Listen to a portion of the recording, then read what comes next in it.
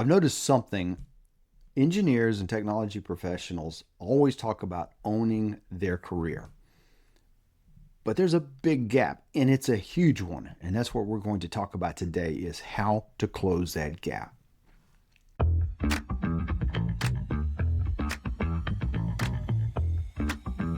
The first thing is ownership is about three different things. You decide who you serve. That's the first one. You get to decide who you serve. I like to look at this as who's your customer, right? We think about our customer as the person that's paying us money. We get to decide who we serve. That's true ownership. I know if you have a job right now and you're thinking, well, I don't get to decide because John is telling me what to do. You are deciding. You just don't recognize that you're doing that. Number two is you get to decide what you charge. Now, that's a big one, right? Right now, most people are stuck in an arbitrary pay scale. And I say it's arbitrary because you're sitting there adding value and the guy next to you may be making similar amounts of money, but maybe running circles around you, or you're running circles around him or her. And the output doesn't have really anything to do with the salary. We know that. We've proved that many different times with lots of professionals that showed value added to the corporation does not translate well to the value added to the person's pocketbook. So you get to decide what you charge. That's the second thing. The third thing is you decide, this is most important to me, you decide how you spend your time. You get to decide how you spend your time. And this isn't how you aspire to spend your time or how you hope to spend your time. This is actual decisions you control. And all of these, ownership is not a mindset. It's three decisions. It's who you serve, what you charge, and how you spend your time. Ownership is not a mindset. It's a decision. It's you being able to decide who you serve, what you charge, and what do you do with your time. That's ownership. So here's the problem is that most people see ownership as binary, right? It's ones or zeros. You're either an employee or entrepreneur. And boy, this is a battle that I've done for years because I work with lots of people who are venture capital based funded. So they're 100% entrepreneur, and of course work with a lot of people who are employees. There's the mentality out there is it's all or nothing, right? I'm all employee or I'm all entrepreneur. That's not true. That is so far from the truth if you're doing it right and if you're operating as an owner. Because what we want you to do here is we want you to be an owner. So that's the problem is this is a bit of a mindset issue is you thinking you're either an employee or you're an entrepreneur. That's the wrong thing. That's not what's going on here. You can be employed and own parts of your future. Somebody who owns real estate on a rental property, right? While they're full-time employed. Some people own full-time or full-blown businesses while they are employed. And many people, what we want you to do is take ownership, even if you are employed, to operate like an owner there. This is the whole company of one model, but also have ownership outside. Rich Dad, Poor Dad is looking at your sources of income. That's what we're talking about. Where's your income coming from? What are you controlling? So the problem is with the ownership issue is people just have this very limited view of what ownership looks like. What I want to try to tell you, what I want to try to get through your head is you are an owner. But being an owner and being an active owner is the difference here. Is we want you to be an active owner and to take control. But so here is a symptom. Here's a third point that's a symptom of the whole problem. Your salary.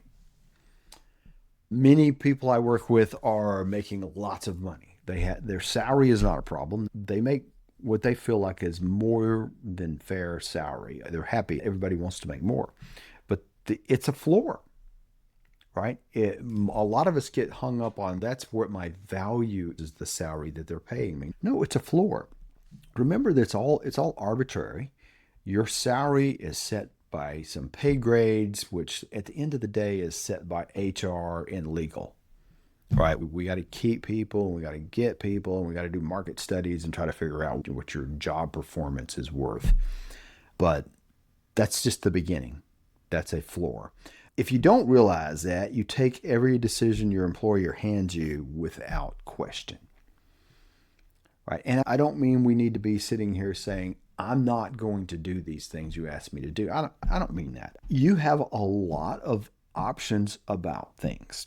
Your salary is negotiable. Every activity you do is negotiable. The kind of work that you take on, how you serve your customer is negotiable. You think about the guy coming out to paint your house, right? You're the customer.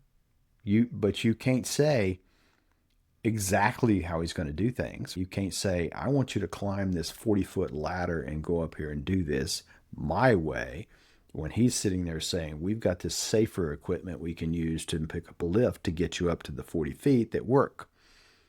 That's not, you can't tell him how to operate his business. You can, and you can fire him, but that's a decision. What you've hired him for is to paint the house, right? And let him figure out how to do these things. And this is the kind of thing that we're looking at is when you start to become an owner, you start to operate like an owner. So your salary is this thing that's here. It's just the beginning of what your pay is. And look, your best bet is to negotiate the highest salary going in. That's the most powerful negotiations, most powerful moments of negotiation that you have. But you can continue to negotiate, get salary up all through the time. So ownership starts small. It's not a full business, but it's with a decision, right? I'm going to control this one thing, my skills, my time, my pay rate, and you're in a lot more control than you think you are. Most of us have gotten to the mode of we're listening for our boss to tell us what to do, but let's just face it, and if you're a boss, you know this. Most bosses are really wishing you'd just figure out what to do on your own and go do it, and us not have to tell you every little thing to do. We would rather be holding you back. Okay, I'm not talking about the micromanager here, but for most people, we would rather be holding you back because you're doing too much or you're going too fast than pushing, because pushing is a lot of work. And some managers and leaders like to try to do that. I won't call them leaders. I'll call them managers, usually micromanagers. They want to be pushing. They want to tell you every step along the way and how to do things. And if that's where you are, it's going to be tough to be an owner. If you are working for a micromanager, it's a step up. But most of you are working for people who would like for you to lead and to step up and own, because it makes their job easier. So it starts small. What can you get control of right now? If you're in an environment and you start to walk in as an owner and you've been walking as the submissive employee for the last X number of years, and you're not just going to show up and be an owner, you can't take it mentally, they can't take it mentally, it will cause conflict. What can you get control of? Think about the time. There's all kinds of meetings you go to. We'll get into this in more detail, but there's meetings you go to, there's activities you're involved, there's how many emails do you answer, which ones are not important, which ones are important. The same for meetings. And there's a place to just start negotiating some control. Do I really need to be at this meeting? Do I really need to answer these emails because they don't seem like they're really to me? So ownership can start small, where you start to just chip away, because remember, it's about who you serve, right? It's about the amount that you charge, the amount of money you charge, and how you spend your time. And usually time is one you can start to get back pretty easily. What you charge is more difficult, but time, you can start winning some battles there. The last thing here. Here's the reason most tech pros get this wrong. They read blog posts, YouTube channels, all over the place. There is this information about side hustles, side jobs, owning companies, all kinds of things. not about owning choices. So we're enamored when we see somebody who says, I started a business on the side. I'm working 2 hours a week and making $14 million a year. The kind of stories out there. Usually there's not all the details are there, right? But we see all these stories, we get enamored by them, and we want to chase what they chased, right? We want to have the win that they claim to have had. But that's not ownership. That's sometimes that's fantasy, right? You're chasing something that's not necessarily real.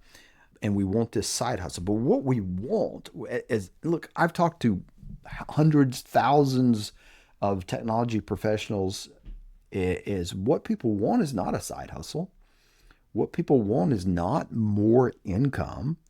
What they want, number one, is this thing, that number three. I want to control my time. That's number one, because most of these people are making a decent amount of money. Sure, they want to make more. They want to make more money. They want to be able to maybe serve who they want to, but the main thing they want is their life back. I've heard that so many times. I want my life back. I want to be able to control my time. I want to be able to control my destiny.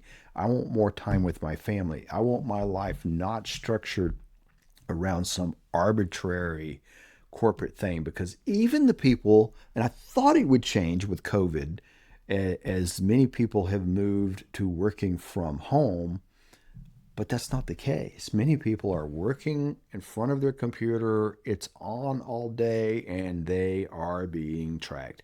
Tracking software, tracking employees, tracking activity is a big thing in some companies. I think it's stupid, but nobody asked me what I thought. But we see this in a lot of big giant companies. We see it in smaller companies where they're tracking your moments, you're tracking your activity instead of tracking your results. And that's the reason most technology professionals want out, or they want something else, is because they want some of this freedom.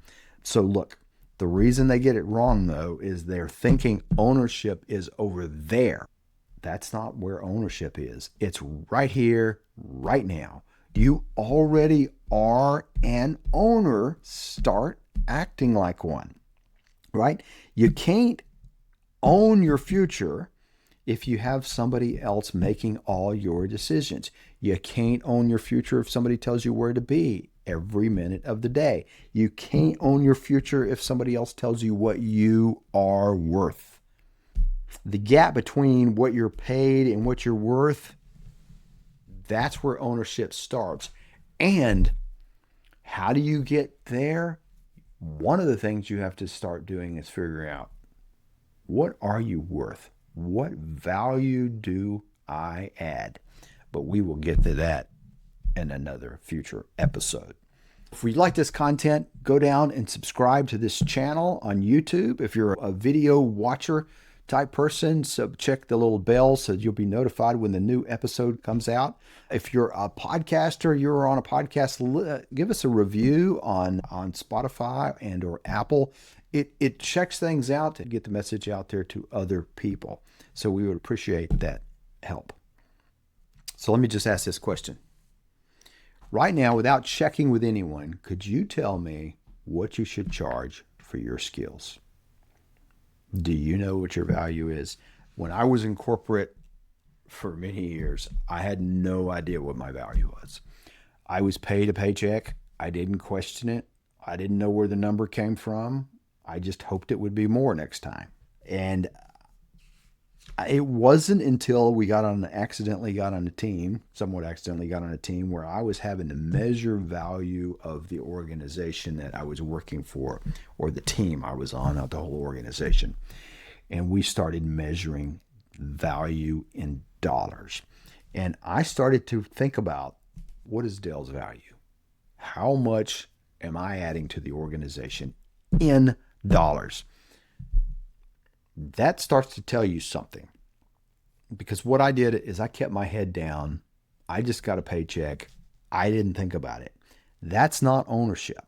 One of the fastest ways to get to ownership is to start to think. And let me just tell you, it's not easy to calculate, but we can. If you follow this channel, we'll show you how. But start to think about, what value do I add to this corporation? Because if you're making $110,000 a year plus benefits. We'll just say that's plus 30%. We'll just call it $150,000 a year that you cost.